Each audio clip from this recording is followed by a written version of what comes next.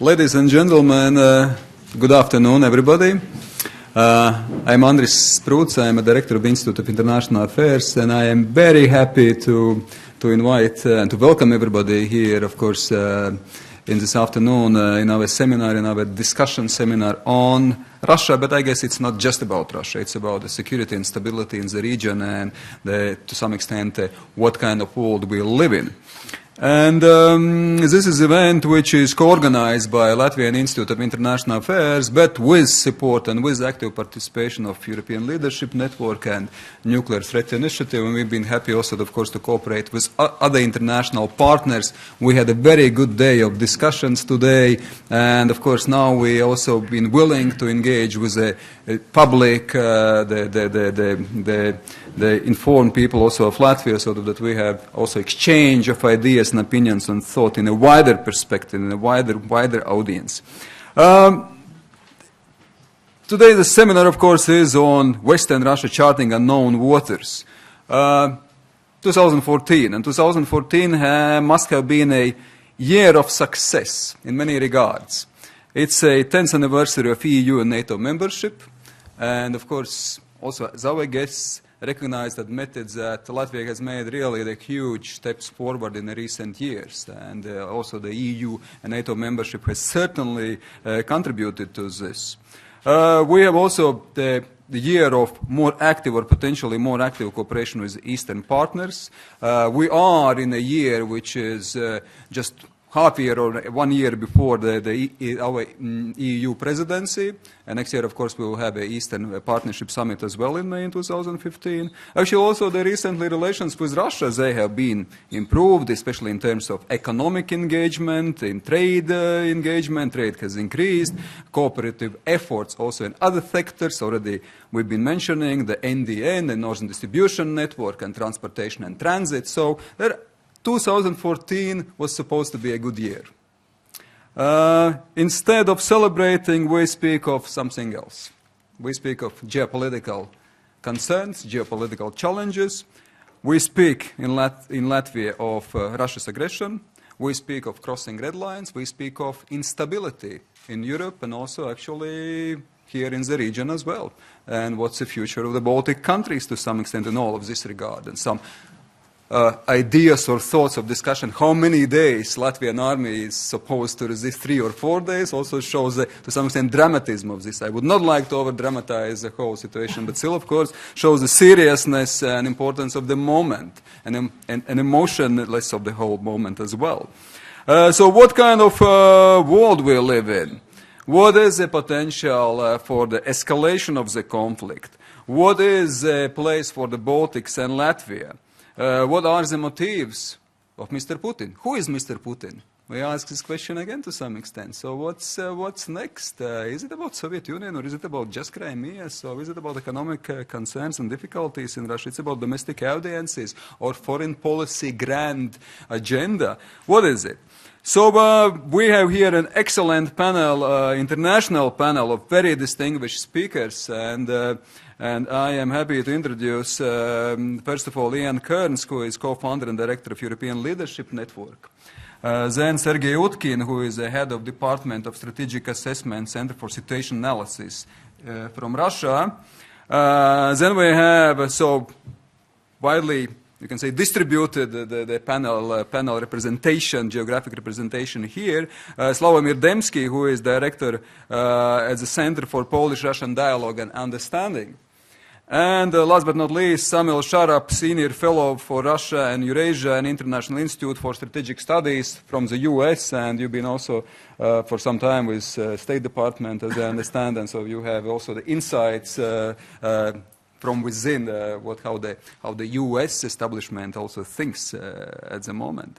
So I stop here my introductory remarks, and I'm giving the floor to Ian. And Ian, you've been advocating for years engagement with Russia, or necessity to engage with Russia on many fronts. Is it engagement time over, or we can still hope that engagement is ahead of us? Please. I don't think. Thank you, first of all, for hosting this event and for the wider conference. It's a real pleasure to be here and to work with you and your colleagues in the Latvian Institute of International Affairs and with colleagues from Nuclear Threat Initiative. I don't think the period of engagement is over, but let me answer your question, if I may, by posing 3 or 4 that I would like to address. First, what is Putin doing? And second, why is he doing it? Third, what core interests of ours are at stake in this crisis? And then fourthly, what should we do to manage it? In terms of what's Putin doing, I think to some extent there's a reactive element to what Putin is doing. I think he's using all of the power instruments available to him to ensure that what he sees as the Russian near abroad doesn't become hostile to Russian interests. And I think he's willing to incur significant costs, and he's demonstrating that he's willing to incur significant costs to do that. However, as I think we all know, he's not just being reactive. There's a very strong proactive element to what he's doing. He has, I think, made it clear in recent weeks that Russia is now a revisionist power. All of this rhetoric about Novorossiya and wherever there are Russians, there is Russia. This is deeply destabilizing to the European security order. And so there does appear to be a proactive element to what he's doing. Why is he doing what he's doing? I would say very quickly 4 reasons. Firstly, I think he's trying to shore up his domestic legitimacy in the face of a stagnating economy. Second, though, I think he's tapping into an already existing deep sentiment in Russia about the fact that Russia sees itself as being disrespected, and he's tapping into a sentiment of Russians wanting to feel proud of their country again. And I think that's something we have to recognize and wrestle with. I think he is responding to some notion of what he sees as Western hypocrisy in terms of Western behavior on the international stage, and what he, in his own terms, views as encirclement. And fourthly, I think he's doing what he's doing because he believes the West will not mount a serious and concerted response to what he's doing. In other words, he's doing it because he also thinks he can get away with it. Now, which core interests of ours are at stake? Which core interests of ours is he challenging? I think we have to be very clear about this in calibrating our response to this crisis. And I don't think we are particularly clear. For me, the core interests at stake here are, first, his challenge to the Helsinki norms, to democracy, human rights, territorial integrity and sovereignty. Second, he's a very clear challenge, I think, to our energy security in the European Union and in the West, certainly in the west of Europe. And thirdly, I think he's a challenge to NATO, potentially a challenge to NATO territory, not necessarily through direct military intervention, but through attempts at destabilization and potentially some form of intervention. Now, that being the case, what can we do to defend these interests and to alter Putin's calculus? My answer to this question comes in 3 parts. I think we have to pursue targeted resistance to what he's doing on the one hand. I think we have to, secondly, pursue calculated compromise with Russia. And thirdly, I think we need a renewed focus on crisis management techniques. In relation to the first of this, targeted resistance, I think we can challenge Putin's narrative that the West is incapable of mounting a serious and cohesive response. And we can increase the costs to him economically of pursuing the course that he's currently pursuing. And in fact, we can make those costs the biggest threat to the legitimacy of his regime. We can make his current course the biggest threat to the legitimacy of his regime by escalating his costs. How can we do all that in practice? I personally think that a wider range of sanctions may well be justified. Secondly, I think we need to look at increasing economic support to Ukraine and to the other Eastern Partnership countries. Thirdly, I'm a strong believer in some of the forward deployment decisions about NATO military capability. I think we need to see more of that. There's been much talk in international affairs in recent years about red lines and the fact that, they didn't exist over Syria and so on. I think ambiguity is a friend only to miscalculation in this kind of crisis, and that Putin needs to understand where the red line is. The red line is NATO territory, and we should be absolutely crystal clear about that. I think if Russia intervenes in eastern Ukraine, we should offer military equipment, intelligence and logistics support to Ukraine. And I think we need to take serious measures to get our reliance on Russian gas reduced in the European Union. I think that is a very, very challenging agenda for us, but I think it's one that it's achievable and we should work at it. But I don't think, as I said at the outset, that the time for engagement is over, and I don't think those measures amount to a full strategy for dealing with this crisis. The second element of what I said was calculated compromise. I believe we need to pursue some kind of accommodation with Russia, and I guess potentially in this audience that may be a more controversial thing to say. I don't believe our goal of policy can be to defeat Putin. I think if we try to do that, if we try to defeat him and humiliate him, it will lead us into a very, very dangerous crisis. I do not believe he is a leader who will go quietly or take defeat lightly, and forcing him into that position, I think, would be extremely dangerous for all of us. I think the goal of our policy has to bring him to the negotiating table on terms that are acceptable, and in doing so avoid a military confrontation with him. And we have to find a way of applying enough pressure to get him to the negotiating table without that becoming a military confrontation. The reason I think we have to do that is not just the obvious one that we don't want a war. I think it's also there's an uncomfortable truth for us here in the West, which is that I think our response will not be sufficient to stop him entirely anyway. I'm not convinced that we can mount, despite all of the measures I just listed, I don't think they're capable of stopping him entirely. I think Russia is not the most powerful country in the world, but it is powerful enough to be a persistent nuisance in this neighbourhood and to see off and live through some of the measures which I've described, at least in the short term. In the long term, I think they have the potential to bring him to the table. But I also think this confrontation is just extremely bad for some of the participants. I think this division, this notion of a geopolitical confrontation between the West and Russia is extremely damaging for and to Ukraine. I think it's deeply damaging to countries like Armenia, which I think, frankly, would like to be closer to the West, but also recognise the reality that they live next to Russia, and ultimately know that if they try to make a choice one way or the other, it could result in some very significant damage to their country. Also, I think countries like Turkey are in quite an interesting position here, economically and in terms of energy, very close to Russia, but also being members of NATO. I think we need to avoid this. A lot of countries, I think, will get damaged by this confrontation, and we need to avoid it. I also would say that I don't think Ukraine should see NATO membership as the answer to this situation. I think Ukraine, as with all other countries in the neighbourhood, has a perfect right to pursue and request NATO membership.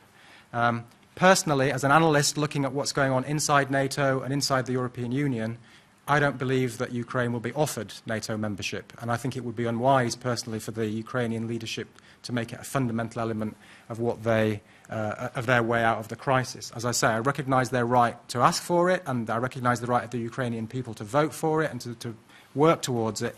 I just don't believe that other NATO members are ready to give that enlargement, and so I don't think it should be central to the solution. I also think much wider cooperation with Russia is still essential on things like WMD proliferation, still on strategic stability in terms of nuclear weapons and so on. Important cooperation on Afghanistan. The transit arrangements in relation to Afghanistan are still functioning. And I would remind everybody, I mean, there's lots of people and lots of knowledge in this room, of course, aware of this, but, you know, history tells us that even when the relationship has been very bad, we've still managed to do important business with the Soviet Union and with Russia. And, you know, just think to the SALT treaty negotiations beginning just a few months after the Prague Spring was crushed. I think there's a history of trying to do important things even when we're in the midst of a confrontation, and I think we should not lose sight of that. I also think that over the last 2 decades, we have failed somehow. I said earlier that Putin was tapping into a deep-rooted sentiment in Russian society. And I think over the last 2 decades, our policy has failed to engage Russia, engage Russian society, and integrate it effectively with the West. I don't say that's only a Western responsibility. Of course, that's been the responsibility of many in Russia. But I think we failed collectively to bring Russia into the Western family of institutions and to make it what you might call a mainstream European country. And I think we need to go back to that goal and keep it in mind, because although I know there's a lot of skepticism in this region about working with Russia, just in the last few days I've heard several people from this region and all from other countries like Georgia make offhand remarks about, of course, it would be brilliant and wonderful if we could have a much better relationship with Russia. And I think that's what we all need to keep working for. It might be a long-term goal, but I think everybody believes that if we could get there, and it will require significant change in Russia, I know, but if we could get there, that would be in everybody's interests. Now, while we're pursuing, and I'll stop in just one moment, while we're pursuing targeted resistance on the one hand and calculated compromise on the other, I think we need a renewed focus, thirdly, on crisis management. These events in recent days of a Russian military aircraft buzzing 12 times past the USS Donald Cook in the Black Sea, and the events in recent days in Slavyansk with the people effectively being taken hostage, these signal to me the potential for all of the relevant players in this crisis to lose control of events.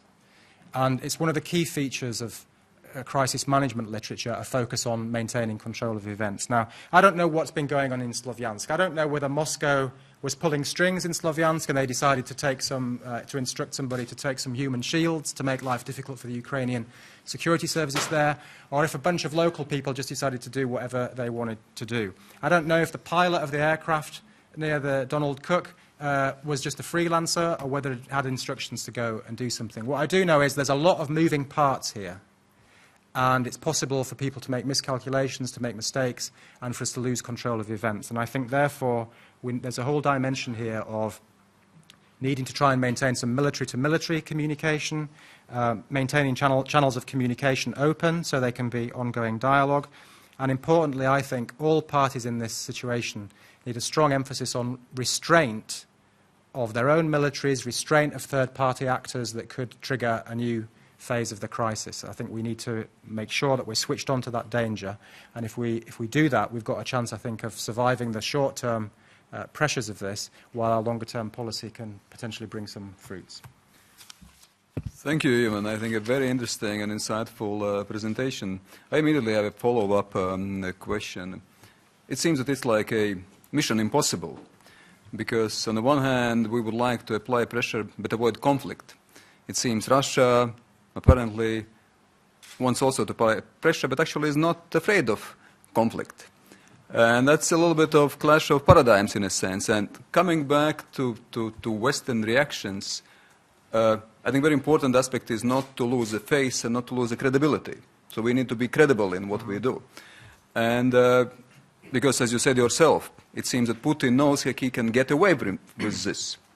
And we should make sure that he doesn't know that we can get away with this. Yeah. And my question is, what the European Union and the United States is doing right now, is it enough? Would you say that it is the good strategy, or it's absolutely? I think at the moment we're demonstrating that Putin understands the West more than the West understands itself. The speed of sanctions introduction is completely glacial. And is not going to result in anything significant happening, I think, in a change of Russian policy for a very long time. But the reason for that is that we don't agree on the way forward in the West, inside the European Union or inside NATO. And that's why I'm always suspicious when I see foreign ministers flying to Kiev and other places as though that's where the solution is going to be. Of course, we need to be there and we need to give them support, but we've got a lot of hard work to do ourselves within our own alliance structures and associations if we're going to get a strong policy on this. But I would come back to you on just two quick things. Firstly, I think applying pressure and avoiding conflict, I mean, that is the art, it seems to me, of coercive diplomacy, and we need to engage in some coercive diplomacy here. And secondly, I don't think Russia is unafraid of conflict. I think Putin thinks he can do what he's doing and avoid a conflict because we won't confront him.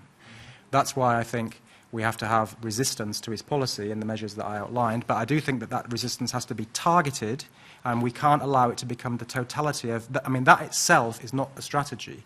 And for me, we have to keep in mind the goal. The policy goal is not to defeat him or to humiliate him. The policy goal is to bring him to the negotiating table, terms that are acceptable, and to do that whilst avoiding a conflict. Excellent, thank you. I think that we will go through and then we come back, and Karina immediately sort of identifies that you are one of the first on the questions list. Sergey, what is the grand strategy of Mr. Putin? The honest answer, I don't know. And if someone thinks that me leaving just half an hour of metro commute from the Kremlin gives me an ability to read the Kremlin better than most of the analysts in the West do, this is not the case. I ask many questions about the current Russian official policies to myself, and I find not that many answers, but at least we should try to propose some solutions, to formulate the solutions that may or may not be taken by the Kremlin. You never know what can happen to be in the head of those few people who take the decisions on the issue, but you have to at least keep an eye on the exits from the crisis situation where we are all in. And in this sense, I find it very interesting that the title of the conference of our public event has this unknown waters formula. And on the one hand, yes. On the one hand, these waters may be unknown, and actually history never repeats itself completely. There is always something new happening. On the other hand, we did come through a number of periods of confrontation, including a very hard period in the beginning of 1980s, a very hard period in the beginning of 1960s, where the real threat of an open nuclear conflict existed, and comparing with these eras that we successfully passed, the crisis that we have today is still a limited one, a regional one. So let's not exaggerate what we see. And actually, even if people think that Putin's policies are detrimental, they still have to answer the question, detrimental to whom? I think they are mostly detrimental for Russia. The West will survive. The West will come out of this crisis, and most of the damage that might happen out of this is the damage for Russia, and we will have to deal with this. We have a lot of saber rattling around this crisis. We have a wide-scale information war.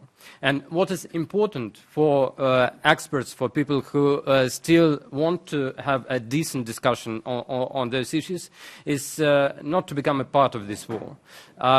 Check the information from the news agencies, especially from the Russian news agencies, but not only.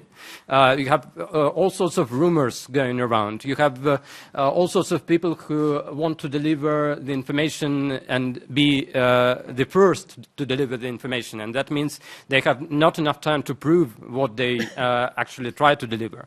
That means we all have to be very careful about what we know on what is happening on the ground in Ukraine, what is happening in Russian decision-making, and what could be the consequences of all that. One of the immediate consequences that we face today is the sanctions.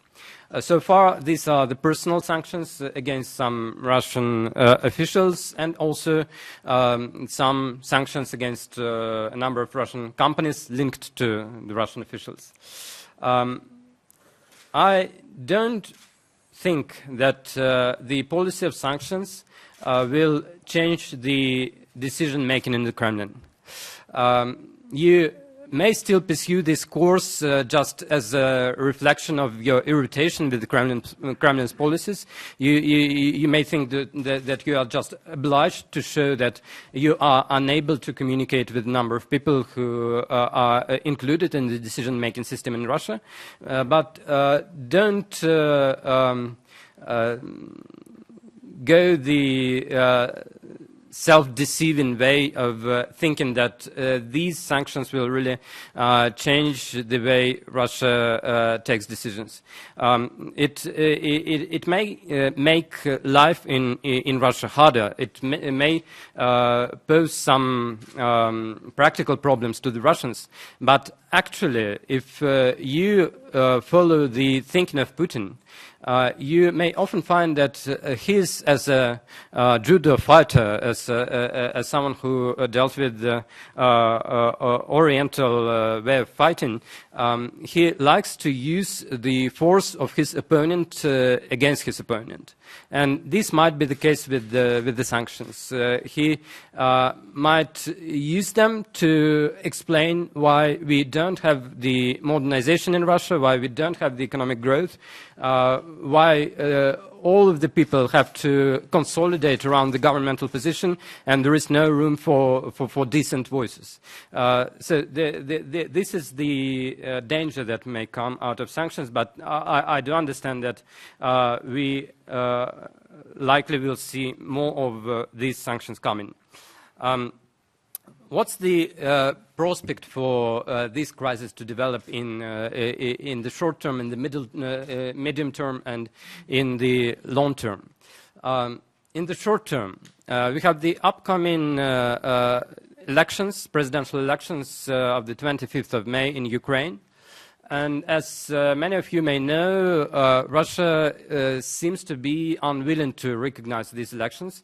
If you quote Putin directly, you will see that the position is sort of more balanced. He still says that if the elections are free and fair and all the rules are respected, we may recognize them. But this is certainly not enough to help the stabilization process in Ukraine. And this is most probably done on purpose. Then, what can happen if we have these elections and part of Ukrainian regions do not participate in these elections? We may have a de facto split of the country, even without, all those apocalyptic scenarios that are being speculated in the press, without open presence of Russian forces. You will have a part of the country that will not recognize the power which is recognized by the rest of the country. This is where we are all heading today. And we should find ways to at least mitigate the consequences of this short-term upcoming catastrophe. This could be an agreement between the central government of Ukraine with the regions and an agreement that could be supported by presidential candidates, the main presidential candidates at least, the agreement on how they see the major aspects of the upcoming constitutional reform. This could probably be the way. I cannot promise you that the Russian government will support this kind of solution, but the solution is on the table. At least we should discuss it seriously, and first and foremost, it should be discussed among the people in Ukraine. If the major political forces in Ukraine, if the major businessmen in Ukraine, and we know that businessmen in Ukraine have quite some influence, support some sort of solution that includes both the central government and the region and the regions. I don't think that it will be possible for any outside player, including Russia, to do something subversive against this deal that would be growing outside of the Ukrainian community, Ukrainian society. In the middle term, we will have a question on how to change the Ukrainian constitution, how to ensure the balance of central and regional powers in Ukraine. And again, what's the most important thing to my mind is to leave this to Ukrainians, to ensure that they are the one who decide on this issue. And as we don't have much time, I will come to the long term. You may have this crisis for quite some time. It will not end soon. It will develop gradually, coming through different phases. And you may have an impression that it is a crisis forever. It's a crisis that is a point of no return. But still, you have to keep in mind that eventually, as political regimes change, as situation in various countries change, we are all interested in keeping Europe whole and free and without dividing lines. That's what we must try to work on. If it's not possible to work on that on the official level, with the official representatives of Russia, for example, you still may find other ways to work with the Russian society, with the Russian business, to keep the communication going. Because if you isolate Russia completely as a society, as a country, we may end up with a situation which is much, much worse when the dividing line that may appear out of that will really be for a long time and maybe forever, although never say forever probably in politics. So we are in a difficult situation, but there are still ways to get out of it if we are really willing to use them. And when I say we, I also understand that much of responsibility lies with the Russian government to be flexible enough to be able to take these solutions and implement them. Thank you, Sergey. Thank you for having the Russian contribution to our panel, our discussion. I think it's very important to keep the doors open and exactly to engage in a dialogue. And I asked you about grand strategy, but still I would like to repeat, even though I think you partly answered, and that's why I would kindly ask you to be short, even though I think it's difficult to be. What's the magic formula for grand bargain? Is it possible at all? Is it possible to have some mutually acceptable agreement when both sides have to some extent entrapped themselves in their policies, entrapped themselves in a risk of losing this face and credibility? So how to exit it? Because it seems that there are different visions what should be done, for instance, with Ukraine. And is it easy now? Of course, it's not easy at all, but is it possible at all to get out of, let us say, this entrapment in Ukraine and not to lose the face at the same time? The key to this, I think, is to be flexible enough in terms of changing your position, because... is Putin flexible enough? Sorry that immediately, but... I think he's not. So far, he's not. But, I mean, you know, take the Crimea issue.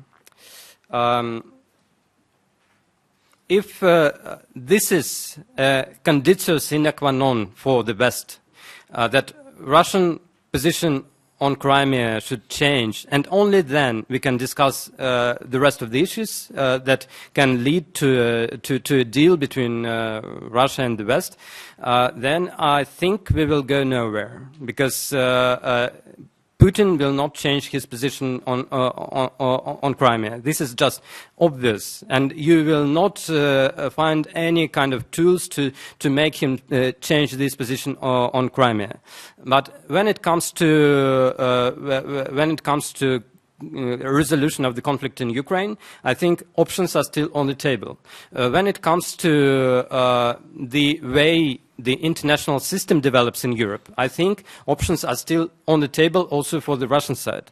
And we have seen how the OC mechanisms have found the new life in the course of this conflict. They may be reformed, they may be refurbished and reinvigorated. I think under the certain conditions you may also find the support for this on the Russian side. This will not be easy. It will not be easy to elaborate a model that will be in everybody's interests. But eventually, if you have Russian economy developing further, in spite of all the obstacles, including political obstacles that we have, there will be a great asset for Russia, not necessarily for the regime, but for Russia, to be part of an open European economic space, not to be, encircled by various economic zones where Russia doesn't take part. It's important for Russia as a country to be involved. And I hope at some point, if we are able to overcome this acute crisis, we will have reasonable politicians in Russia who will support this kind of development and will push for it also inside the Russian government. Although today you can hardly single out those people in this crisis situation. Okay, thank you. Sławomir, you are director of the Center for Polish-Russian Dialogue and Understanding. Who is calling? Putin. 2009-2010, it was time of reset, modernization agenda, big hopes, also and actually in this region. I remember that after the cutting was recognized, admitted by Russia, some of Latvian politicians said, you know, that the recognition of Latvia's and Baltic occupation is not behind the mountains. Russia will follow also admitting it. Again, 2014, is any dialogue and understanding left actually now? Well, it is a not unexpected question, as you can imagine.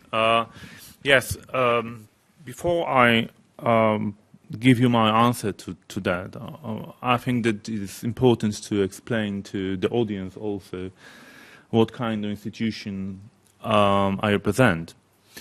The Center for Polish-Russian Dialogue and Understanding was created by the Act of Parliament in 2011. And it was an outcome of the work of Group for Difficult Matters, which was established in 2008, and it has been chaired under,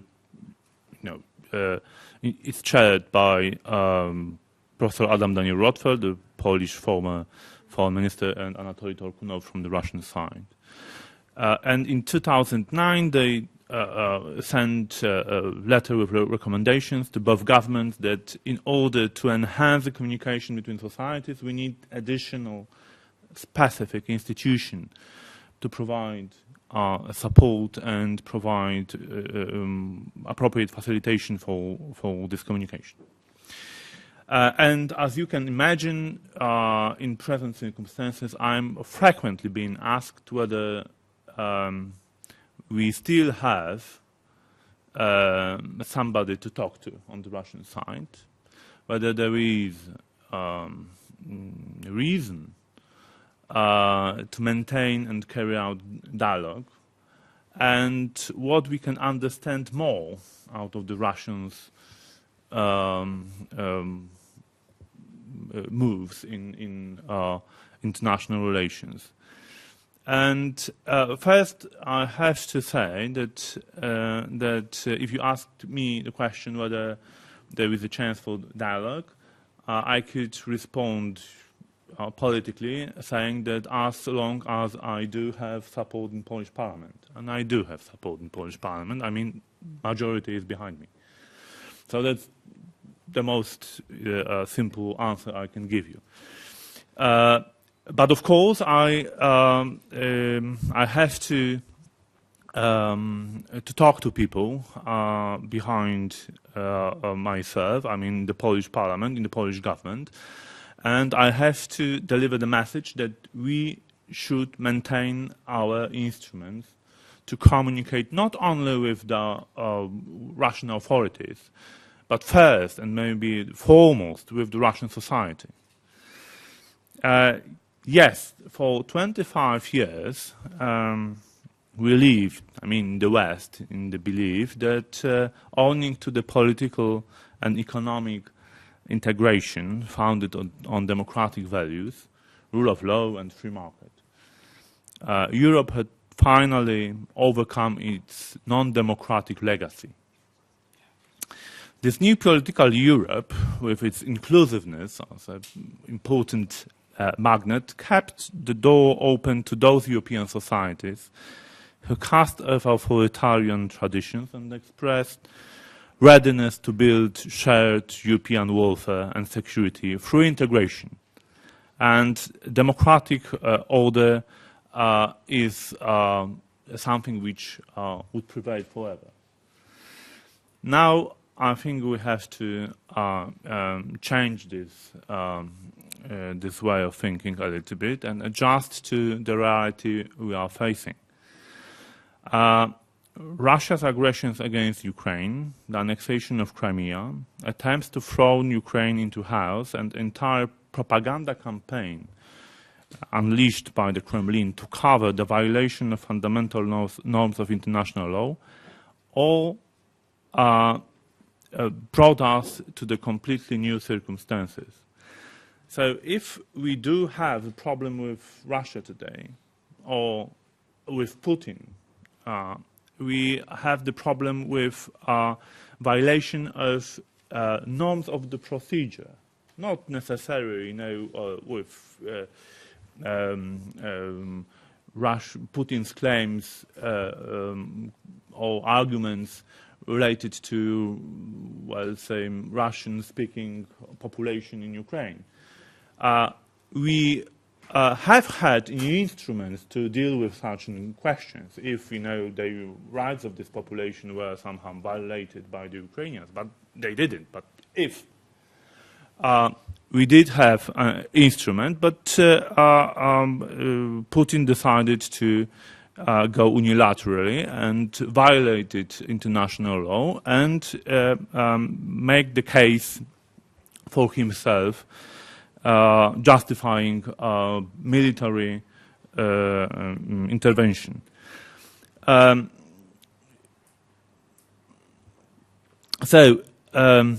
The world has broadly condemned the Russian aggressions. The US and the EU imposed sanctions, and I would defend the sanctions as an instrument, because we have to bear in mind the sanctions played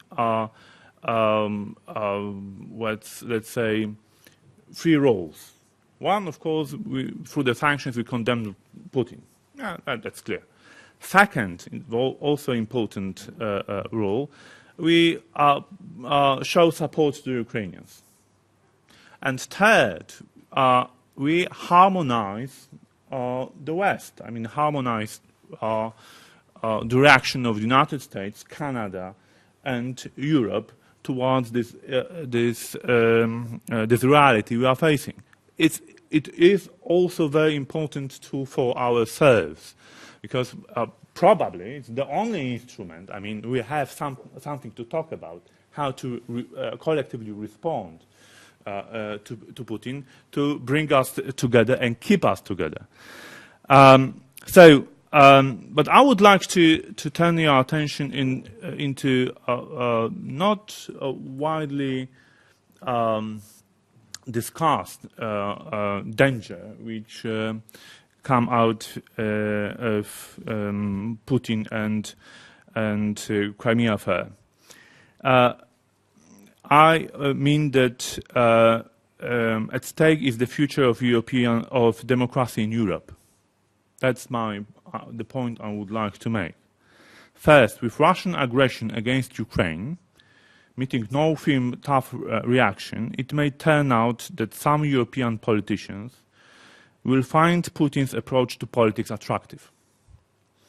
The Russian elites are already seeking to build political alliances with Europe's radical, even Russian right, And in the future, they may be looking for supporters also among the European mainstream, invoking tempting arguments of short-term economic gains. Second argument I would like to use to support my point, unless the democratic world shows determination in jointly treating the threat of aggressive authoritarianism, some European societies, especially in countries bordering to Putin's Russia, may conclude that in order to defend themselves against the aggressive Russia, they have to abandon democratic values or follow Putin's lead in invoking the marker forces of nationalism. That's one of the additional reasons why we should stay together in shaping common response to the threat coming from Putin's Russia today. Thank you. Thank you, Sławomir. Thank you, and I think you've been doing a great job in engaging, and I think it has been always important to keep the channels of the dialogue and discussion open. It also hits me to some extent paradoxically that after more than 20 years of collapse of communism and living in as what Thomas Friedman would say, in a flat world, we still have to use Kremlinology to some extent, try to understand what's exactly on the mindset of Mr. Putin, what's exactly in the Kremlin, who makes decisions, what kind of decisions. And that's why I would like to ask you to give us some probably insights from your perspective, because you said that there is Polish parliament behind. Still, Polish parliament is behind the centers, that it's necessary. That it's still necessary, even though you admit and recognize that sanctions are important, it's still necessary to have a dialogue. Do you have the feeling that there is a Russian parliament or Russian political elite behind the same framework? Or it's evaporated in recent months? What's your feeling in this regard? Is it mutual? Well, that's a very good question, because the agreement was that similar institution would appear on each side. I mean, the Polish parliament created my center, and Russian center was also created in Moscow by the act of Russian president. So yes, this center is it's under operation. Usually they are focused on supporting different cultural events, and that's okay. We are trying to facilitate people-to-people contact, and each year we offer the programs allowing approximately 1,000 young people from both sides to meet together and to do something together, because it's not the idea is not about tourism. The idea is working together and trying to solve common agenda, common problem. And I think it is crucial. I think that maybe even more than in other times. We should avoid an increased anti-Russian sentiments in the West. And a clear message must be issued to the effect that the democratic world's enemy is neither Russia nor the Russians, but very particular policy of Putin. That's our red line.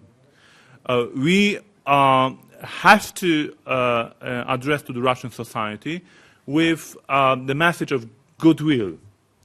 By the way, that's only one remark. I was engaged in advocacy, in political advocacy in the eve of Vilnius summit. I try to encourage politicians to do something more than just usual statement, a bureaucratic statement issued by European Commission, what has been just agreed behind the closed doors in Vilnius. My argument was that Europe, should address to the population of Eastern Europe, Ukrainians, Belarusians, Russians, with the message that we are open. Europe is open also for them. that we could build something together, that, and we should address our message beyond the heads of the governments of respective Eastern European countries.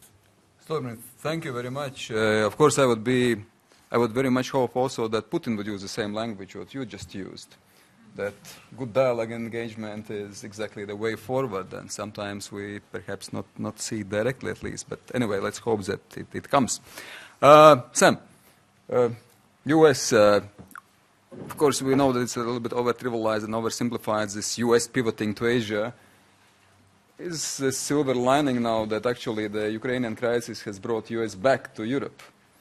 And it's again, the tanks we've been sort of being concerned that they are rolling away and that military presence is sort of decreasing, that actually now the U.S. has the political will to reassure its partners, and we really highly appreciate it. So is U.S. and Obama again back fully to Europe, or it's a temporary switch? Thank you, Andris, for the question, and thank you for the opportunity to speak today and for the invitation to Riga. It's great to be here. I think the reassurance plank of the U.S. government's response to the crisis has been very significant and very real. It has involved an unprecedented deployments in the NATO allies in Eastern and Central Europe that have not seen that kind of physical U.S. presence since they became members of the alliance, in some cases over a decade ago. So I think it shouldn't be underestimated. At the same time, it's very unlikely that the crisis in Ukraine will undo what is now called the U.S. rebalancing to the Asia-Pacific. I think that there is a consensus in Washington that rebalancing to the Asia-Pacific more broadly is this priority for the 21st century, and that while you will see more reassurance missions than perhaps ever in the past, and that might result in something permanent. I don't know so far. That the rebalancing is a fact, and it's not going to go anywhere. I think, though, that it's important to note that, in my view, that's not the end of the world, in part because NATO allies, although they have every right to be apprehensive and to seek reassurance in the context of the crisis in Ukraine and Russia's actions, that the Ukraine crisis in itself, in terms of direct implications and direct threats for Eastern and Central European allies, don't have as much to worry about as the rest of Ukraine does. And I think that has to do, my reading at least, of Russia's motives in Ukraine is how I reached that conclusion. I don't think this was about protecting ethnic Russians. I don't think it was about the world order. I don't think it was about domestic legitimacy, and I don't think it was about Kosovo or the invasion of Iraq or anything like that. I think it was very much about Russian interests in Ukraine and the way in which the change of power occurred on the evening of February 21st was viewed as a threat to those interests, and I'll get a little bit into that.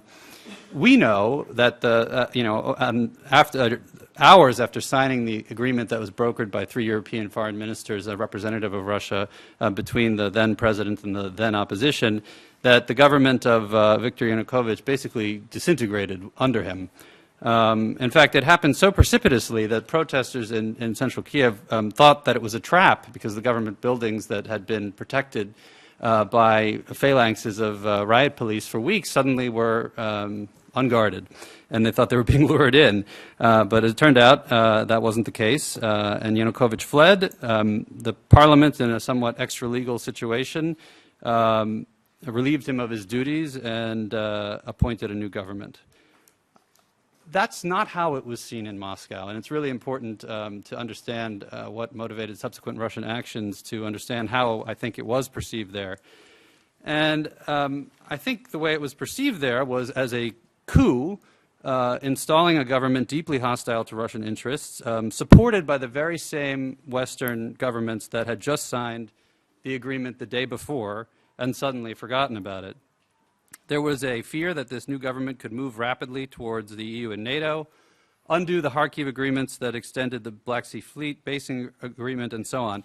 In short, the prospect of a sort of nightmare epic fail of Russia's Ukraine policy, which among all the priorities in Russian foreign policy has always been uniquely seen as important.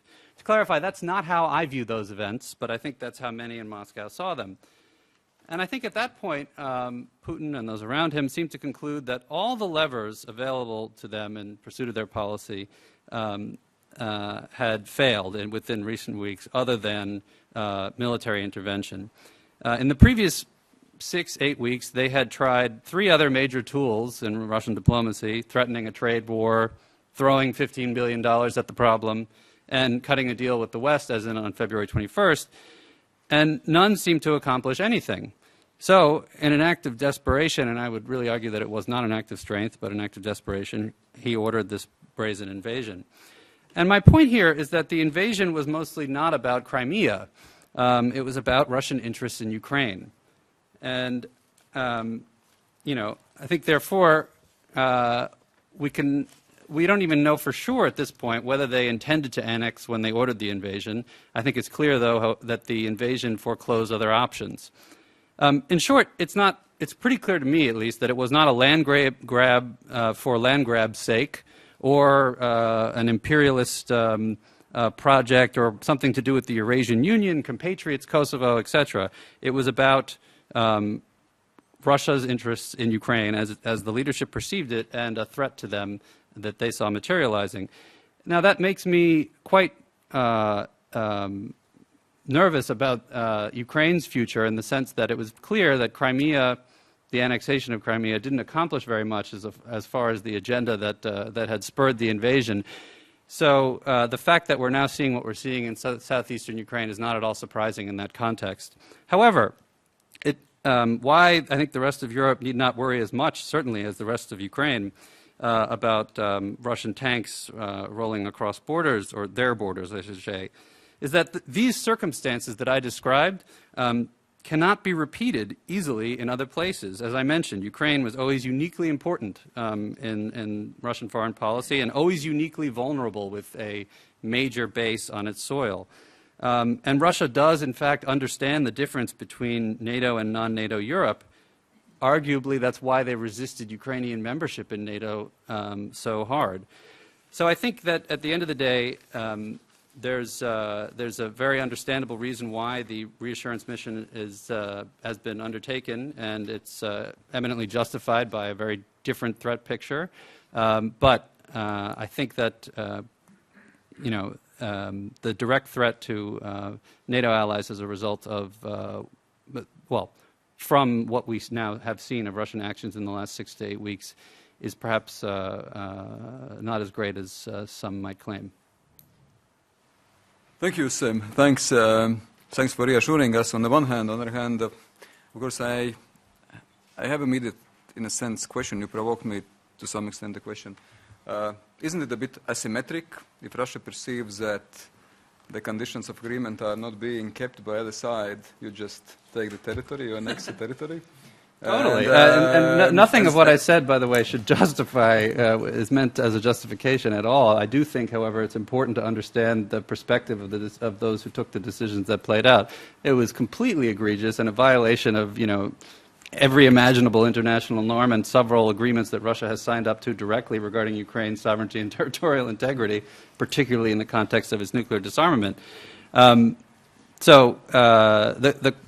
my point is that I think it was a decision taken when a conclusion was reached that nothing else worked, and that this was the only thing that they had remaining to try. If I were advising Putin at that moment on February 21st, I would have said, just wait, give it a month. They'll be back on their knees, no matter what they're telling you now, because of the economic dependency that does exist. But, he didn't seek out my advice. So, But Sam, if you follow the same logic, so isn't it that Putin can say, but we have also some interests in Transnistria in Moldova, in Nagorno-Karabakh in Armenia, in Ossetia and in Georgia, or in some parts of the Baltic states, and but we think that the conditions of, let's say, our interests, or the major trust of our interest is not being complied with. on it being taken into account. So I think basically Ukraine might not be unique in this regard.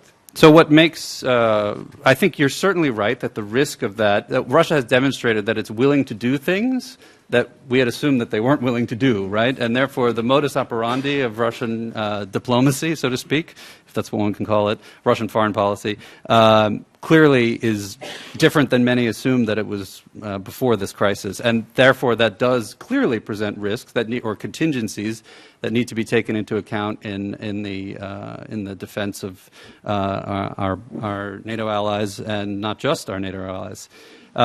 But the question really is about the difference fundamentally is how unique Ukraine was in terms of its vulnerability and its importance to Russia and how it was perceived that way. And therefore the lengths that Russia is willing to go to preserve its interest as it sees it.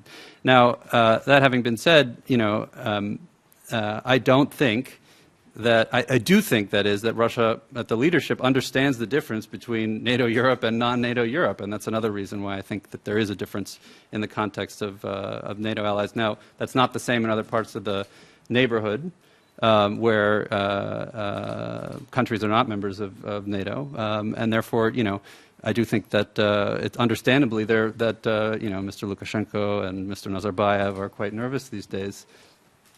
Okay, thank you. Thank you so much. And I think this is also the appropriate time.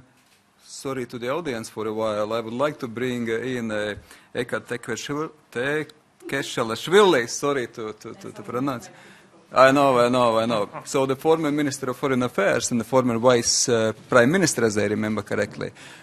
I think that the Georgia, I mix the countries and the surnames. So, what would you say? Is it unique? Is it some risks still? How do you perceive the risks which are emanating from Ukraine also with regard to Georgia? Because, we speak of Ukrainian crisis as unique in 2014, but there was 2008 as well. What's your vision? Well, thank you. I'll try to stand here so that I could actually approach the audience too in that way. To me, even the title of the event is a bit puzzling when we speak about the continuum of the dynamics from the Russian side. Why what happens now? And then the questions that we ask now are asked now, basically. And the waters seem to be uncharted now, when the Russian side has been very clear in terms of the policy development for years already. We've just have been very unattentive, I guess, and I generalize that, but I guess in Georgia we've been very attentive to that, about the vision that Putin has developed. And then the famous Munich speech is, I guess, a very good indication where Russia was moving.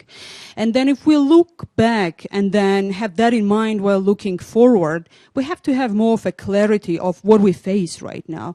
And then when we speak about revisionist Russia in that sense, we have to have a clarity of the view, what we mean by that. And then by revisionist, there are different elements, obviously, into that. But then one of the main ones that seems to me is the main one in that sense is that Russia wants to force transatlantic community to accept Russia as the new Soviet Union, basically. And then to have business as usual with Russia in the way that Russia is entitled to the near-broad field of interest, or privileged field of interest in the way how Russia calls it in different ways, but then countries surrounding Russia that have limited sovereignty, that are not only dependent on Russia, but in real essence have limited sovereignty, that they don't decide themselves what their current times or what their futures are. And then the rest, the West accepting that as a reality that is unavoidable reality, and then to have business with Russia, with that type of Russia. And then the test grounds for that have been conducted very, very systemically by Russia. And obviously 2008 in that sense already was a game changer, to which the reaction that Russia got from the West was emboldening reaction to Russia. Because basically Russia understood that you can invade the neighboring country, you can continuously occupy 20% of that country. You can put openly, without any disguise, 10,000 troops in the tiny country like Georgia is, build up the militaries, put Iskanders in both of these two small regions, South Ossetia and Abkhazian regions. And none of that became reason sine qua non condition, basically, reversal of that, basically, for continuation of strategic partnership with Russia on many issues. So basically, in a very short period of time, Russia understood that everybody went to business as usual with Russia. Even more of that, all reset policy and everything has been developed after that. And Russia obviously put that into the calculus. Russia used very effectively time in terms of learning the lesson of military imperfection of its action in Georgia, so that we've seen that Russia is much more prepared now of having much well-organized and then capable forces to be used on the ground. And then the resources that Russia has used, by the way, after 2008, then went to unencountered pockets of the Russian officials, but really were used for the modernization of those parts of the Russian army. So those years were very successfully used by Russia in that sense. And in the meantime, we haven't seen that any clarity of that has ever been analyzed properly in a conceptual type of the way in the West. So to me, the surprise is that Ukraine became a surprise to some degree, why it all developed.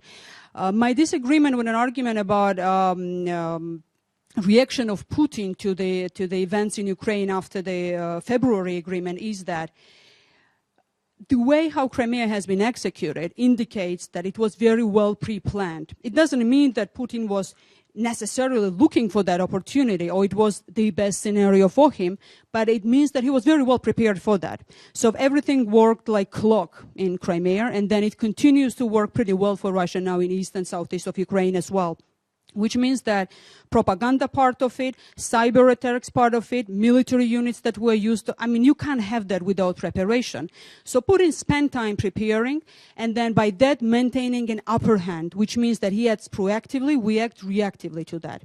And I'm coming to my main point. I mean, there has been a lot of arguments about Russia, what we need to do in terms of sanctions, and then the rest of it. I'd like to bring perspective from non-member country, aspiring country to be a member of NATO, deep down in our hearts to be part of the EU as well. Nobody ever encouraged, obviously, us to become, but I don't speak about the countries who always did, but then in general, a sense of that.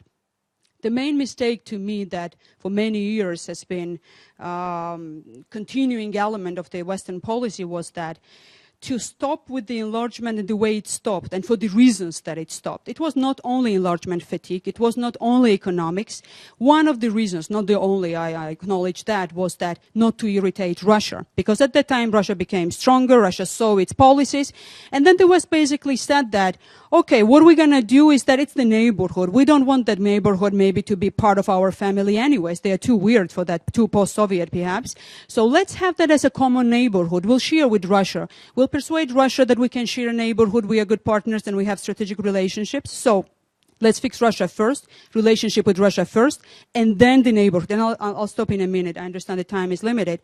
And that has been a very big mistake, because what that allowed Russia to have as a terrain for activity is to influence all of those countries and impede their transformation, democratic development. Some countries were exemplary to that, and then Georgia is one of that, but we suffer too much for that as well. We are dismembered currently de facto because of our strife and actual activities in terms of transformation. So my appeal in this current situation is that don't be restricted in terms of thinking what one can do directly with Russia. Be very bold, robust, and ambitious on what you can do with the countries that aspire to be part of the transatlantic family. Maybe not right away the members, but then help us out to sustain the challenge that we have right now from Russia. Because if Russia is more and more encircled by democracies around, sustaining democracies, secure democracies that can sustain their sovereignty to begin with, there are much better chances for Russia itself to become a normal country. And Ukraine is existential for that, but then not only Ukraine, especially for the energy security-related issues from Europe when we speak about Caspian Sea Basin, and then Georgia being an essential bottleneck to that. And this is a doable task. You will have a lot of eagerness to be fighting together with you, with the countries that are already have proven to be contributor, being partners in many other terrains as well, including in Afghanistan, and I speak obviously here on behalf of Georgia, we are ready to sacrifice more than we've sacrificed. But then obviously if an unfortunate decision now will be that part of accommodation could be that let's entrench with our borders, have a bit of a novel Cold War, and then by that we would be doomed to be on the other side of the Iron Curtain. That will be much longer, much more painful confrontation for the West, ultimately with an emboldened Russia, reincarnated Soviet Union, rather than taking an action now and making us more secure and sustainable. And then the summit in NATO, it should be about the common defense, but then it should be about the aspirant countries as well, I believe. And then security arrangements of the type that can make ourselves more defendable in that sense. Okay, thank you very much for this powerful Georgian perspective. I think it was excellent contribution to the, I think also very excellent and insightful panel. Now the floor is open. We have half an hour already. First hands are raising. Please introduce yourself, and if you have a particular person, speaker to address, please also name it. Karina is here, and I promised ladies first. So excuse me. So and then you are.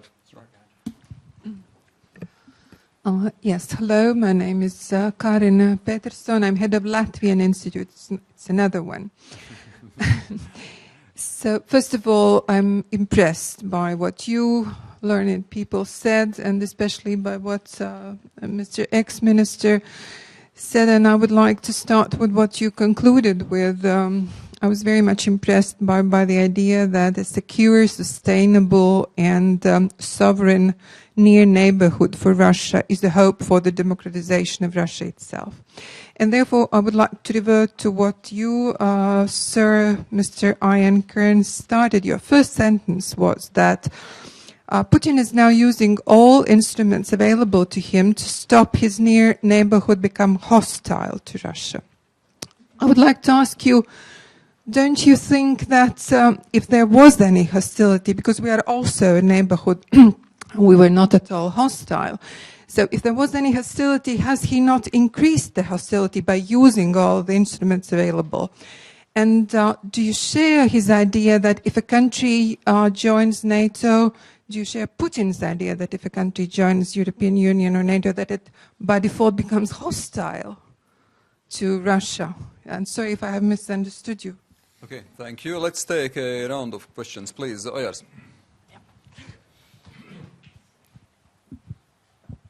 Thank you. Oyars Kalniņš, Chairman of the Foreign Affairs Committee of the Latvian Parliament.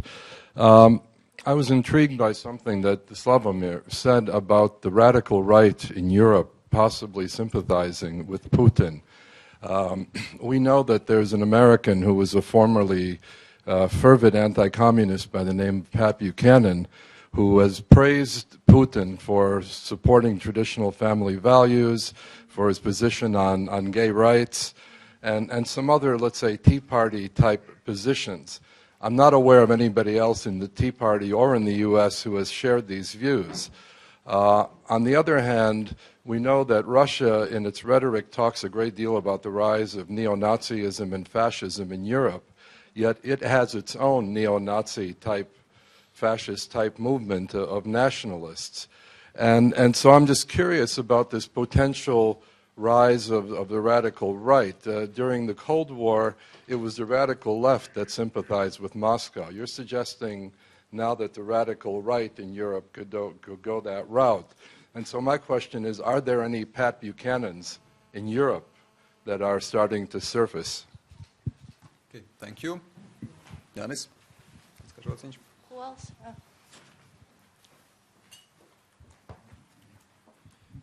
Thank you very much. Janis Kajaciņš. I'm an advisor to the Latvian MOD and MFA. My question is about Russia's attitude to the United States and this schizophrenia. On the one hand, the United States is so weak, frightened, capable of drawing a red line somewhere, but then not being able to recognize it, and therefore cannot stand up to Putin. On the other hand, it is so powerful that it is pulling all the strings in Kiev, has complete control over everything that's going on there, and the CIA is even responsible for the internet. Which version is true? It's a question to the Russian participant or to the American participant? I think both. Okay, so we have the full panel of questions and answers. Please, let's go through in this case. So the first one was to Ian.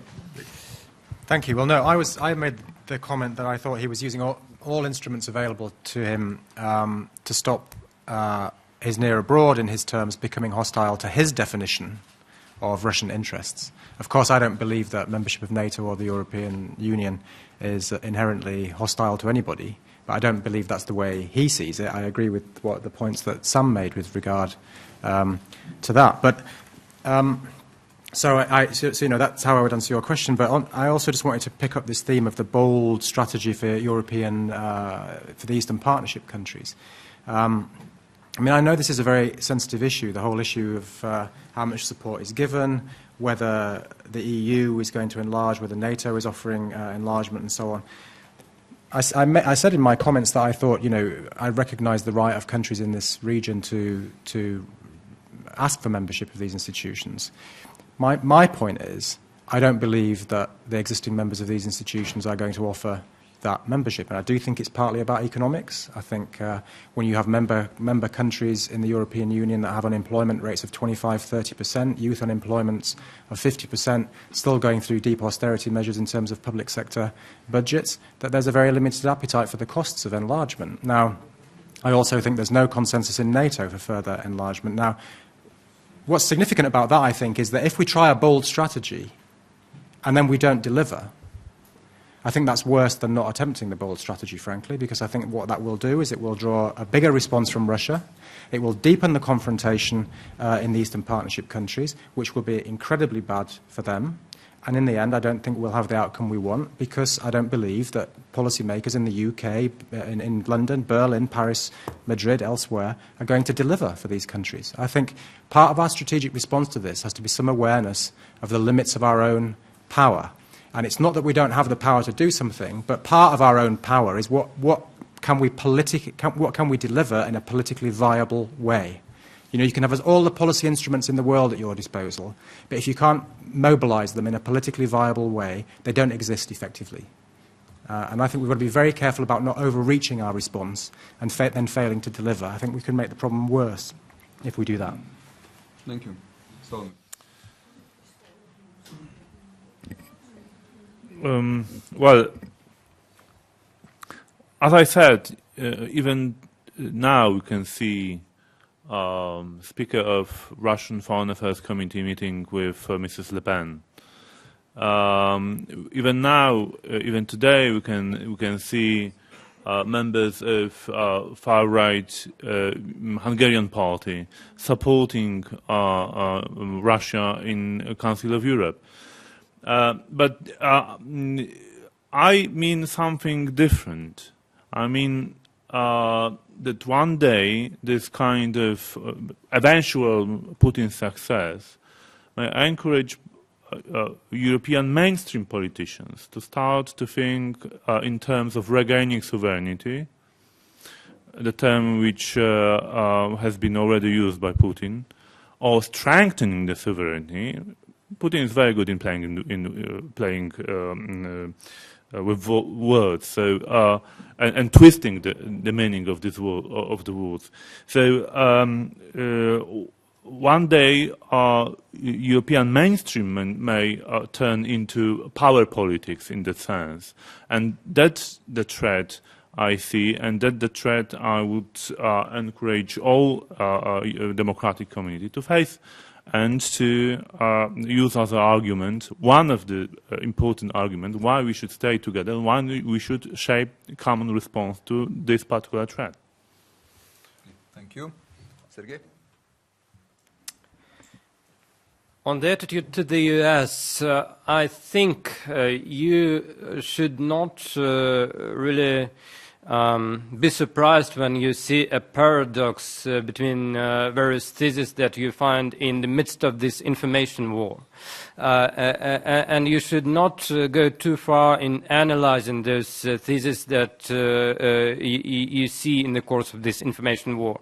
When it comes to the real attitude to the US, I think the understanding is still that the US is something that Russia would love to be, the superpower.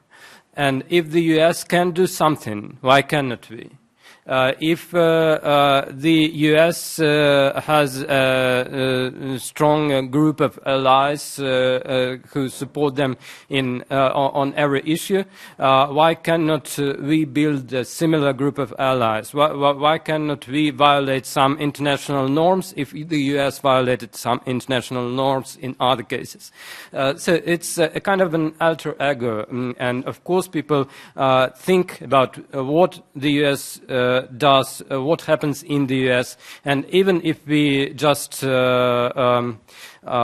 try to stop all kind of relationships because of the sanctions, even in this case, I think people will still think of the US as a kind of a role model and try to replicate at least some parts of the US experience. Actually, one more thing on this. You probably noticed that there is quite some significant open expression of patriotism, which is characteristic for the US. And as this is something that does not naturally growing it's not naturally growing in Russia.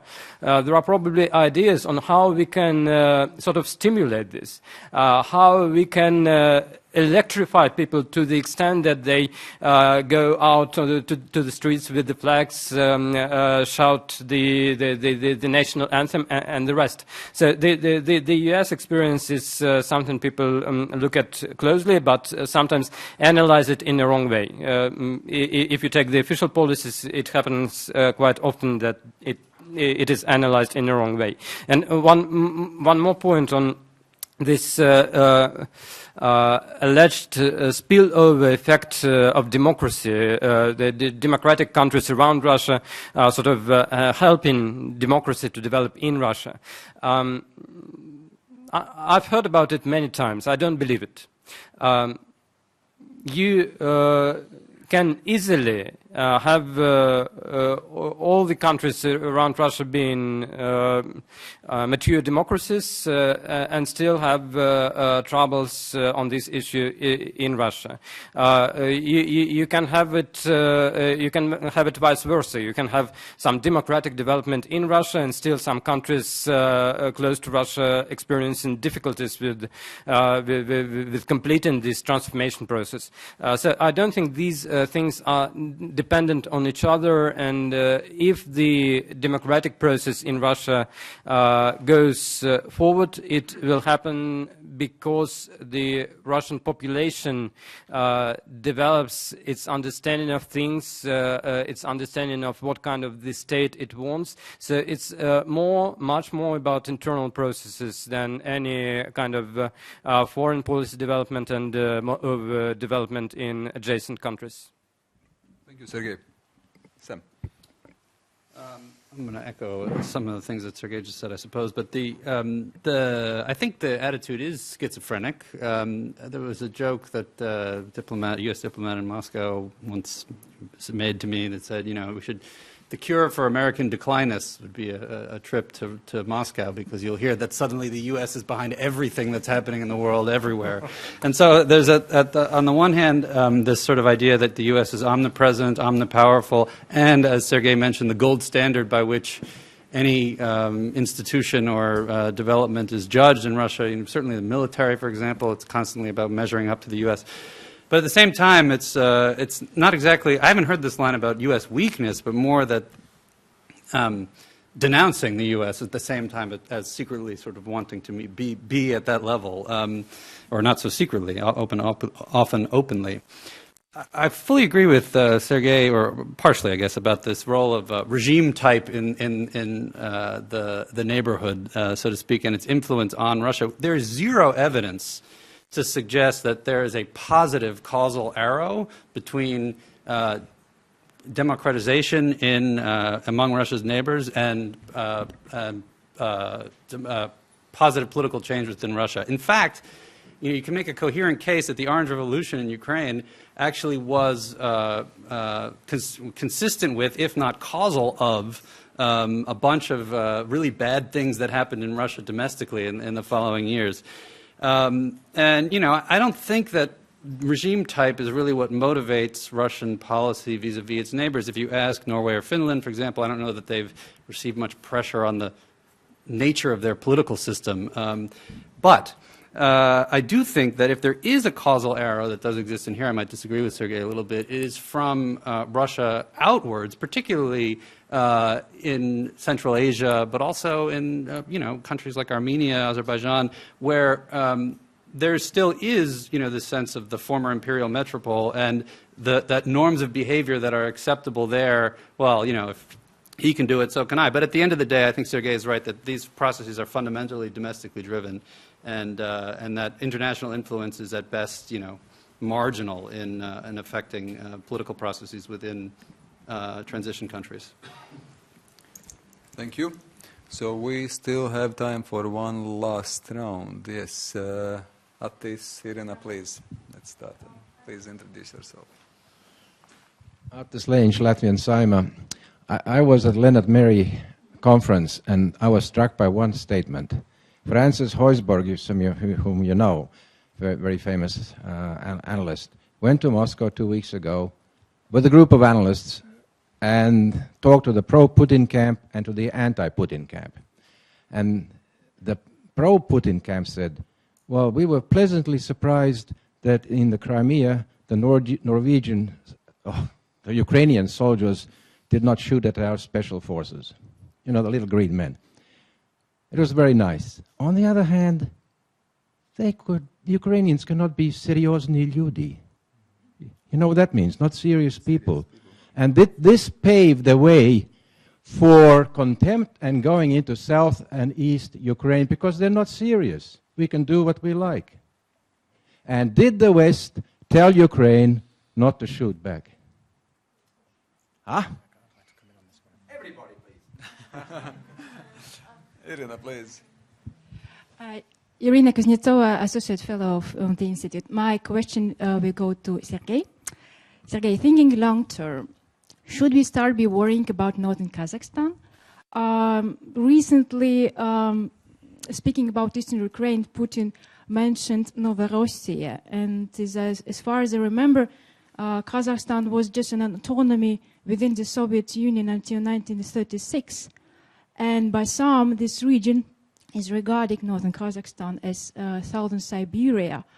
Are there any sophisticated plans being elaborated currently in Kremlin about the creation of Среднеазиатский федеративный округ? Thinking long term, because now it's trendy to speak about Russian word, Ruski Mir, and I would like to hear your opinion about that. Thank you.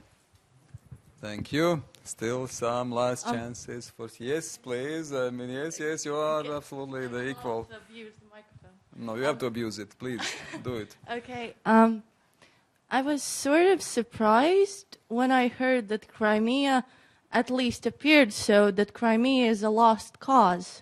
Like, let's accept it. Like, I heard from somebody from the panel that appeared... Maybe I'm mistaken in your opinions that Crimea is a lost cause.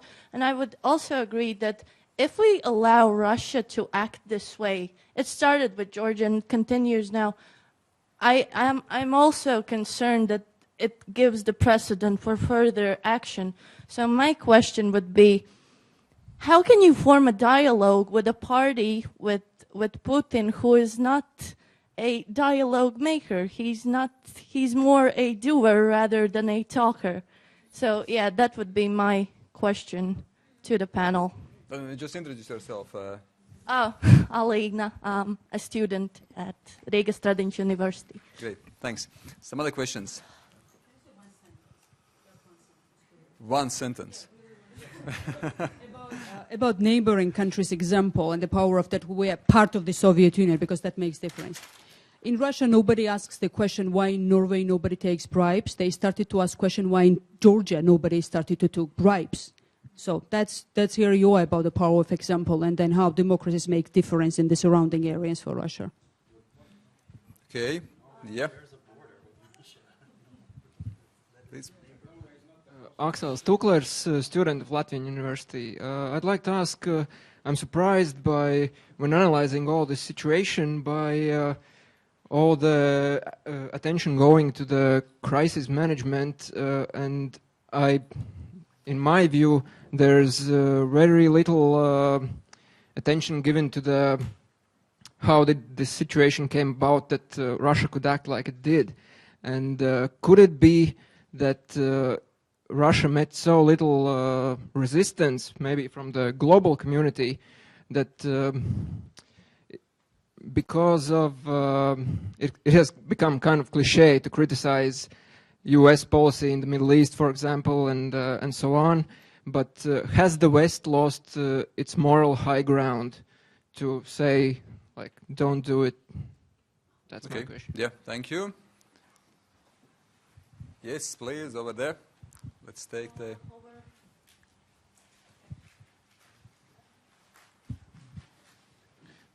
In terms of Ukrainian crisis, it seems that... Please introduce yourself. Andrei, Rebel of Moscow. Today is Sustainable Development Institute. So it seems that technically Putin puts oil in existing fire in Ukraine. It's not like he entering country which was absolutely peaceful and nice before. Maybe it's more effective not to try to fight with Putin, but now force Ukrainian government to somehow solve the crisis inside. That Russian oil would be just ineffective in absence of fire inside Ukraine. Okay, yes, thank you. If not, so for the final replies, final comments, please. No? No? Yes? Ian, you've been ready also to take one of the first questions immediately. So okay, thank you. On this question of the Ukrainians aren't serious, and did the West tell them not to attack or to shoot back and so on. I'm sure the West did urge a lot of restraint. I think they did that because they thought it might trigger a Russian invasion. I think they still think that. But, however, I also think the situation is more complicated than that. And I think that analysis kind of suggests that there is a government in Kiev which could be in control of the whole country if it wanted to be, and which would have the loyalty of most of the population in the country if it just chose to take action. My questions would be, well, why didn't the police do anything when these buildings were being occupied? Why has there been no local law enforcement reaction? Why has there been no reaction from local civic leaders to organise that and to stimulate that? Why have there not been very large demonstrations of people on the streets against these occupations? Now, I don't know the answer to all these questions, quite frankly, but what I think is that Ukraine is a more divided country than many people in the West want to believe. And I think it was quite interesting to me the way when the first attempt by the Ukrainian authorities to launch their counter-terrorism operation, as they described it, the days in which they quickly lost those 5 armoured personnel carriers, and they were surrounded by villagers, old women and others saying, don't do this, we don't want you here, don't come. It just didn't fit the Western narrative very well. I mean, the Western narrative on this effectively portrayed this as, they ought to have been welcomed as liberating soldiers exerting the authority of the government in Kiev, and that's not what happened. And it tells me that Ukraine is a more divided country than we in the West think. And I think that is very relevant for policy for us, because I think if we drive the Ukrainian government to take this kind of action, they will lose a portion of their country. Absolutely, for sure. That's my analysis of that. And I don't think that's a good outcome for them, and I don't think we should put them into that situation. Just on one other of these, I won't try and do them all. I know we haven't got much time. Yeah, I think it's clear to me that what we do in response to what Russia has done is important to what happens next. It's important to what Russia does next. I think there is an action-reaction cycle here. However, I don't think it just started. This action-reaction cycle has been going on ever since the end of the Cold War. And in that process, the Russians have to take a big share of the blame for why we've ended up in the situation we're in. But frankly, we have to too. We have pursued, we told the Russians for a long time that the notion of a common economic space between Lisbon and Vladivostok was simply a nonsense, an untenable idea, that the European Union and the Eurasian Union were fundamentally incompatible. 4 weeks after the Vilnius summit, we changed our minds and started a serious conversation with Russia on the theme of a common economic space, and that was supposed to be a big theme of the Riga summit next year for the European Union. Now, it either was fundamentally incompatible, and that's the end of it, or it wasn't fundamentally incompatible. It can't have been fundamentally incompatible one day and the next day it wasn't. We made mistakes. We positioned this as an either-or challenge. Western politicians talked about the need for Ukraine to make a civilizational choice. Those aren't my words. Those are the words of some Western politicians in significant positions of influence. Ukraine had to make a civilizational choice. Well, and there are people in Russia who are building a kind of Eurasian ideology to define Russia as something separate from Europe, what a wonderful gift it is to them for European politicians to say, yes, you've got a civilizational choice. You can either be with us in Europe or you can be with the Russians. By implication, arguing ourselves that the Russians aren't European. We've made big mistakes in the action-reaction cycle, and I think one of the things we have to do in this crisis, whatever we do, whatever steps we take, the main question which we haven't been asking for the last few years in our diplomacy is, what will the Russians do in return? How is this going to look from Moscow's perspective? We might think Moscow has a warped perspective. How is this going to look from Moscow's perspective, and how are they going to react? And is that the reaction we want, or can we do something different that might get a better response? I'll stop there. Yes, thank you, Ian. Thanks. Sergey. On the absence of response of the Ukrainian forces in Crimea, I joined this stand that this could actually be treated as a provocation and lead the situation to an even worse situation eventually.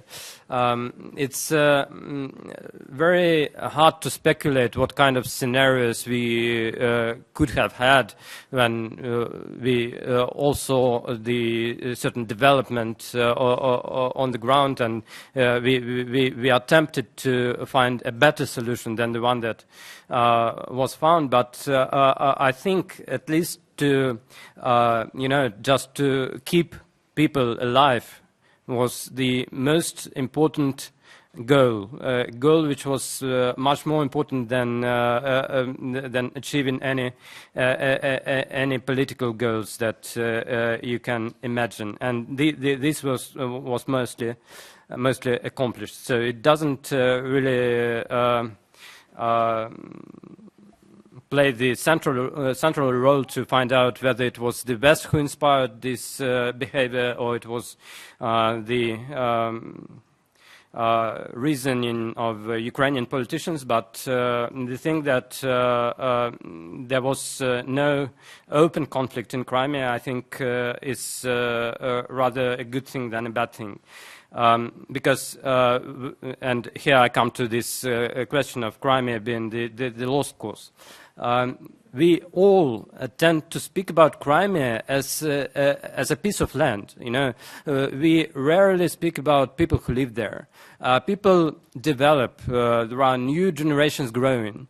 We don't know at this point what new generations in Crimea will think of the Russian administration. Will they perceive this Russian government as their government? Will they have reservations about this? Will they have other ideas on how the land where they live can develop? No one knows how this can transform in several decades. But the important thing is just to simply keep these people alive. You know, if you have a full-scale massacre in the area, this is something which is anyway worse than just keeping people alive under any political circumstances. And this is important to keep in mind as the crisis is still developing. On the northern northern Kazakhstan, we all saw those speculations in the press. You have an official answer from both the Minister of Foreign Affairs, Lavrov, and people from the Ministry of Foreign Affairs that all this is nonsense. All this has nothing to do with Russian official policies. In the same time, you can find the hardcore conservatives in Russia who say, yeah, it's a kind of a greater Russia, and we should strive to get it back.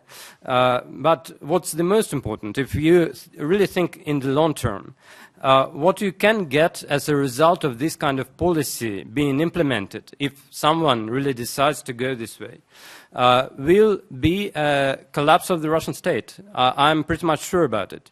And this is why all reasonable politicians in Russia should oppose this kind of development, this kind of extrapolation of what we saw to all other areas. This will just lead to the collapse of the Russian state because it will change the structure of the population. It will be an unsurmountable, impossible burden on the Russian economy, and this will just end up with you having to deal not with a strong Russia like a superpower, but with a troubled country that needs external help just to survive. So I pretty much hope that this will not be the course taken by the Russian politicians. The last thing on the necessity to help Ukrainians to solve the internal crisis, yeah, I agree, but how to do this? And here we come to the issue of financial help, actually.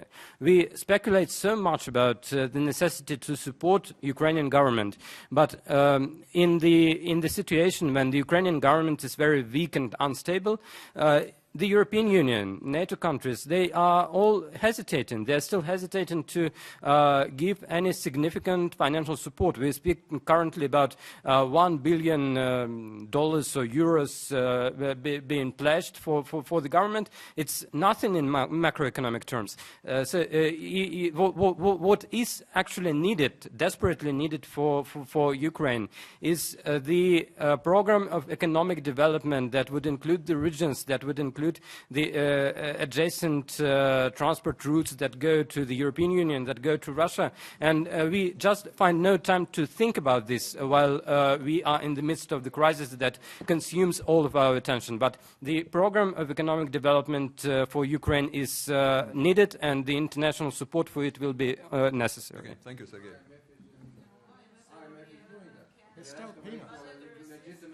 But these figures for the IMF, 15 billion, etc. These are designed to get Ukraine through the next 6 to 12 months. This is going to require tens and tens of further billions. Where's the money coming from? We can still discuss at the coffee. So let's proceed. Sławomir, please. Just you got to judge precisely what's very briefly. I have to emphasize that I cannot agree with this action-reaction cycle proposed by Ian.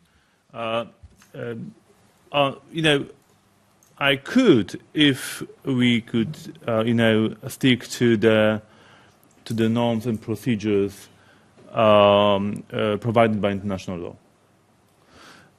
But let me describe the situation in February in the following way.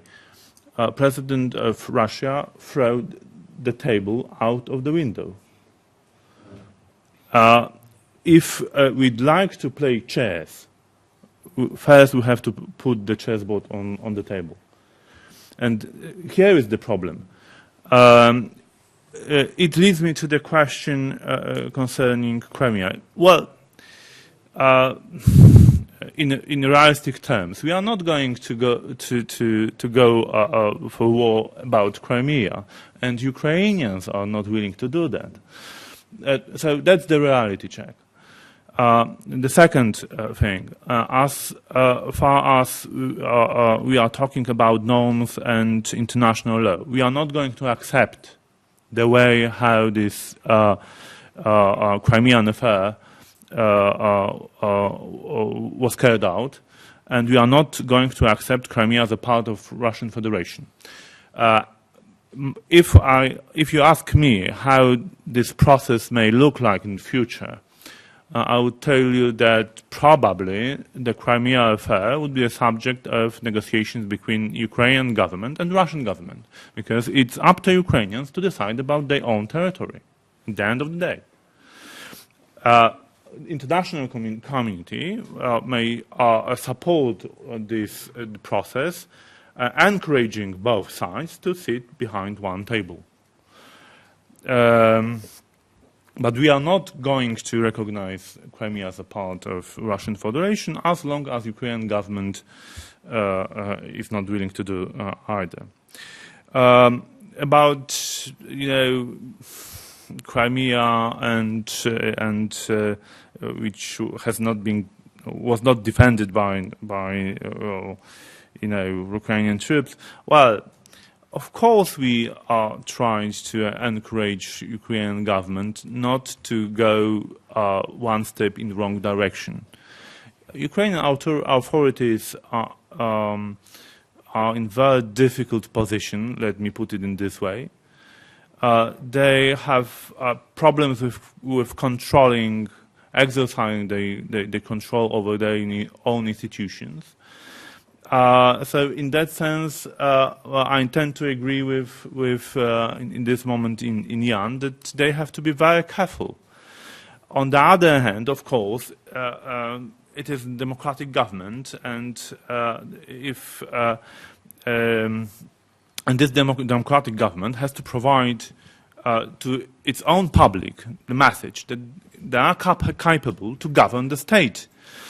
And one thought more, if I may. There is a lesson for, all of us, all countries neighboring to Russia, that if you want international community to support you and provide some assistance, or be ready to engage into collective defense, you have to be ready to defend yourself first. And that's why you have to build your own capabilities to be ready to send the message that you are determined enough to defend your own country. Okay. Then international community may help you. Thank you. Sam. I just wanted to respond to this comment quickly about Crimea as a lost cause. I think it would be, it's important to note that the sanctions, with the exception of the ones that were issued yesterday, were explicitly linked to Crimea. So those sanctions, which I'll get to why I think they're more significant than some of our other panelists have said, will remain as long as Russia's occupation of Crimea remains. So that is certainly not treating it as a lost cause. Now, I think it's important to note, even if the pace of the decision-making has been perhaps slower than some would have expected, that these sanctions are real and unprecedented. If you look at the net worth of somebody like Gennady Timchenko, it's something like 2 or 3 times the GDP of most countries that have been sanctioned in the past. So, I mean, we're not talking about insignificant financial actors who have, no assets that could be affected by this. This is serious business, and there just hasn't been sanctions at this level against an economy of any significant size ever before in the past. So, I think it's important to note that there is a degree to which we're entering that the actions that have been taken are quite serious and unprecedented. But most importantly, what they have done are the knock-on effects. Russia is a country that is very dependent on foreign capital, and the costs of borrowing have skyrocketed. We've seen more capital flight in the first quarter of this year than in the entirety of last year. risk premiums on investment and investors' decision makings, have skyrocketed as well. So this is not an insignificant impact, and it is, in fact, all attached to Crimea for the most part. Ian's question and the final question from the audience, I think, are linked about why the police didn't stop the buildings from being occupied. I mean, I think it's pretty clear we have an answer now that the that surveys have been conducted in the east and south of Ukraine since the overthrow of Yanukovych, that 75% or 70% of the population in Donetsk and Lugansk believe this government to be illegal. So presumably 70% of the cops do too. Yeah, and so I think a solution to Ukraine's domestic political conflict has to be part of the overall solution to this crisis, or else it's not going to be a solution. Excellent, Sam. Thank you. So I enjoyed the voices of agreement and especially disagreement from the audience. I think it just demonstrates that the contribution of this panel, to the widening and enriching also debate in Latvia and widening also the spectrum of arguments here in Latvia. And of course, we might disagree with some of things, but I think they really were very eloquently put forward as well. I think that just a couple of concluding remarks, and I think it also reflects what we've seen here, plurality of views. Plurality of views among us, but I think also plurality of views actually in the Euro-Atlantic Western community. And it's not just about balancing sanctions and at the same time instruments of dialogue with Russia, but actually balancing also the whatever different approaches within European Union and NATO itself. So, and I think actually this is the most difficult task in all of this. At the same time, of course, we should keep we would advocate that we should keep doors open and engage, at least try to engage also with Russia, but it doesn't preclude from saying what Slovak said. If your opponent is fainting, it doesn't mean that you can throw the table out or hit with the table your opponent. If the country is failing, it doesn't mean that you should just take territory of that country. And I mean, you can have different expectations, but absolutely it's asymmetric reaction and how it's difficult to engage with such partner. I think it also was mentioned in some of the questions and around the table that, and I would repeat it, it's also my theme, my favorite theme, what I like to repeat. It's also about our own homework, because exactly also the failing state, the failing institutions, the corruption of Ukraine also led to some extent to some things, at least some repercussions, implications. We cannot justify, let's say, Russia's action, but at the same time it is also somehow interconnected. So that's why, of course, the homework, be it on a NATO level with reassurances, and we are happy US is reassuring and to some extent back to the region and also the regional interaction. But I think also domestic things, and it was said about divided societies, about corruption, about non-transparent things within the countries, about not legitimacy of those countries. I think these are important things what we should do if we want to be immune to outside risks, pressures and concerns. So with this, I am thanking many thanks to audience, but to have a very enriching and excellent and insightful panel for joining us and providing those views. And thank you very much, and please join me in a lot of applause.